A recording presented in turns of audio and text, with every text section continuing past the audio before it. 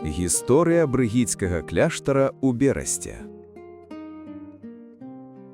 У 1621 годзе у берасцейскім прадмесці Пяскі быў заснаваны драўляны жаночы кляштар ордэна брыгітак.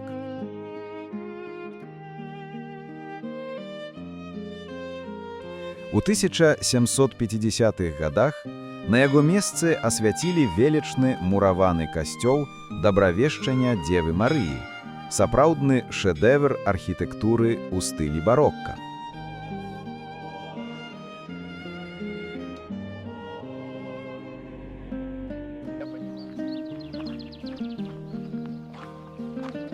З пачаткам будаўніцтва крэпасці Брэст-Літоўск у 1830-х гадах кляштар зачынілі, а яго будынкі перабудавалі ў брыгіцкія казармы для патрэб ваеннага гарнізона.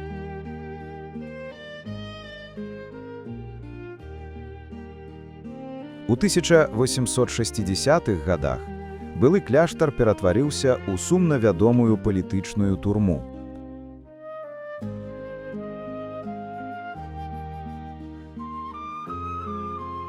Амаль 80 гадоў яе паслядоўна выкарыстоўвалі 3 дзяржавы.